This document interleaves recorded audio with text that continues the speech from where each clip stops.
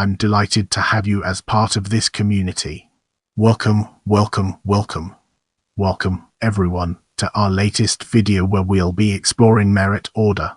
The merit order is a way of ranking available sources of energy, especially electrical generation, based on ascending order of price, which may reflect the order of their short-run marginal costs of production and sometimes pollution, together with amount of energy that will be generated. In a centralized management, the ranking is so that those with the lowest marginal costs are the first ones to be brought online to meet demand, and the plants with the highest marginal costs are the last to be brought online. Dispatching generation in this way, known as economic dispatch, minimizes the cost of production of electricity. Sometimes generating units must be started out of merit order due to transmission congestion, system reliability, or other reasons. In environmental dispatch, additional considerations concerning reduction of pollution further complicate the power dispatch problem. The basic constraints of the economic dispatch problem remain in place, but the model is optimized to minimize pollutant emission in addition to minimizing fuel costs and total power loss. In this part of the video, we'll be delving deeper into the effect of renewable energy on merit order and analyzing its key components. The high demand for electricity during peak demand pushes up the bidding price for electricity, and the often relatively inexpensive base-load power supply mix is supplemented by peaking power plants, which charge a premium for their electricity. Increasing the supply of renewable energy tends to lower the average price per unit of electricity because wind energy and solar energy have very low marginal costs. They do not have to pay for fuel, and the sole contributors to their marginal cost is operations and maintenance. With cost often reduced by feed-in tariff revenue, their electricity is as a result less costly on the spot market than that from coal or natural gas, and transmission companies buy from them first. Solar and wind electricity therefore substantially reduce the amount of highly priced peak electricity that transmission companies need to buy, reducing the overall cost. A study by the Fraunhofer Institute ISI found that this merit order effect had allowed solar power to reduce the price of electricity on the German energy exchange by 10% on average, and by as much as 40% in the early afternoon. In 2007, as more solar electricity is fed into the grid, peak prices may come down even further. By 2006, the merit order effect meant that the savings in electricity costs to German consumers more than offset for the support payments paid for renewable electricity generation. A 2013 study estimates the merit order effect of both wind and photovoltaic electricity generation in Germany between the years 2008 and 2012. For each additional GW of renewables fed into the grid, the price of electricity in the day-ahead market is reduced by ERQ. The total merit order effect of wind and photovoltaics ranges from ERQ in 2010 to more than ERQ in 2012. The zero marginal cost of wind and solar energy does not, however, translate into zero marginal cost of peak load electricity in a competitive open electricity market system, as wind and solar supply alone often cannot be dispatched to meet peak demand without batteries. The purpose of the merit order was to enable the lowest net cost electricity to be dispatched first, thus minimizing overall electricity system costs to consumers. Intermittent wind and solar is sometimes able to supply this economic function. If peak wind or solar supply and peak demand both coincide in time and quantity, the price reduction is larger. On the other hand, solar energy tends to be most abundant at noon, whereas peak demand is late afternoon in warm climates, leading to the so-called duck curve.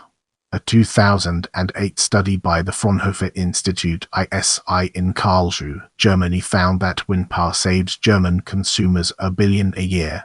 It is estimated to have lowered prices in European countries with high wind generation by between 3 and On the other hand, renewable energy in Germany increased the price for electricity. Consumers there now pay 52.8% more only for renewable energy. See German Renewable Energy Sources Act. Average price for electricity in Germany now is increased to ERQ.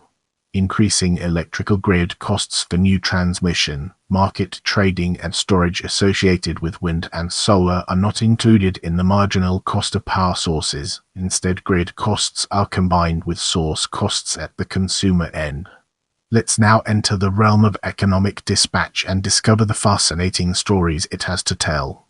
Economic dispatch is the short-term determination of the optimal output of a number of electricity generation facilities to meet the system load at the lowest possible cost, subject to transmission and operational constraints. The economic dispatch problem is solved by specialized computer software which should satisfy the operational and system constraints of the available resources and corresponding transmission capabilities. In the U.S. Energy Policy Act of 2005, the term is defined as the operation of generation facilities to produce energy at the lowest cost to reliably serve consumers, recognizing any operational limits of generation and transmission facilities. The main idea is that, in order to satisfy the load at a minimum total cost, the set of generators with the lowest marginal costs must be used first, with the marginal cost of the final generator needed to meet load setting the system marginal cost. This is the cost of delivering one additional mole of energy onto the system. Due to transmission constraints, this cost can vary at different locations within the power grid. These different cost levels are identified as locational marginal prices (LMPs). The historic methodology for economic dispatch was developed to manage fossil fuel burning power plants, relying on calculations involving the input-output characteristics of power stations. Get ready for an exciting part as we dive into basic mathematical formulation. The following is based on Bigger and Hessam's AID 2014 and Kirshen 2010. The economic dispatch problem can be thought of as maximizing the economic welfare of a power network whilst meeting system constraints. For a network with buses nodes, suppose that is the rate of generation and is the rate of consumption at bus. Suppose, further, that is the cost function of producing power, i.e., the rate at which the generator incurs costs when producing at rate, and is the rate at which the load receives value or benefits expressed in currency units when consuming at rate. The total welfare is then W sumikern vikt k sumikern seeks k. The economic dispatch task is to find the combination of rates of production and consumption which maximize this expression subject to a number of constraints. Max SK decal. The first constraint, which is necessary to interpret the constraints that follow, is that the net injection at each bus is equal to the total production at that bus less the total consumption. K IK SK. The power balance constraint requires that the sum of the net injections at all buses must be equal to the power losses in the branches of the network. Sumikern IK equal EE.cn. The power losses depend on the flows in the branches and thus on the net injections as shown in the above equation. However, it cannot depend on the injections on all the buses as this would give an overdetermined system. Thus one bus is chosen as the slack bus and is omitted from the variables of the function. The choice of slack bus is entirely arbitrary. Here bus is chosen. The second constraint involves capacity constraints on the flow on network lines. For a system with lines, this constraint is modeled as FLE I IN1 FLE max L1 M, where is the flow on branch, and is the maximum value that this flow is allowed to take. Note that the net injection at the slack bus is not included in this equation for the same reasons as above. These equations can now be combined to build the Lagrangian of the optimization problem. Marfil sumikern CK a piluft sumumluft. Where and are the Lagrangian multipliers of the constraints? The conditions for optimality are then a partial mafkul over partial IK equal a quad Kerdotson. A partial mafkul over partial P equal. A partial mafkul over partial L equal a quadlotsum. L0 L0 K1 N, where the last condition is needed to handle the inequality constraint on line capacity. Solving these equations is computationally difficult as they are nonlinear and implicitly involve the solution of the power flow equations. The analysis can be simplified using a linearist model called a DC power flow. There is a special case which is found in much of the literature. This is the case in which demand is assumed to be perfectly inelastic, i.e., unresponsive to price. This is equivalent to assuming that K min dk for some very large value of m and inelastic demand dk. Under this assumption, the total economic welfare is maximized by choosing dk. The economic dispatch task reduces to min esk samikern seeks k, subject to the constraint that k, dk and the other constraints set out above. Brace yourself for a captivating discussion on environmental dispatch as we explore its nuances and implications.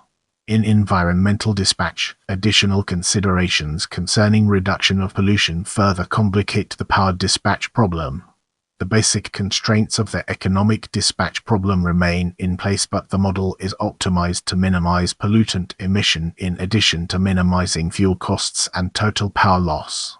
Due to the added complexity, a number of algorithms have been employed to optimize this environmental economic dispatch problem. Notably, our modified Bayes algorithm implementing chaotic modeling principles was successfully applied not only in silico, but also on a physical model system of generators. Other methods used to address the economic emission dispatch problem include particle swarm optimization (PSO) and neural networks. Another notable algorithm combination is used in a real-time emissions tool called locational emissions estimation methodology (LEEM) that links electric power consumption and the resulting pollutant emissions. The LEEM estimates changes in emissions associated with incremental changes in power demand derived from the locational marginal price (LMP) information from the independent system operators (ISOs) and emissions data from the U.S. Environmental Protection Agency (EPA). LEEM was developed at Wayne State University as part of a project aimed at optimizing water transmission systems in Detroit, starting in 2010, and has since found a wider application as a load profile management tool that can help reduce generation costs and emissions. Thanks for being a part of this amazing journey. I can't wait to bring you more exciting content.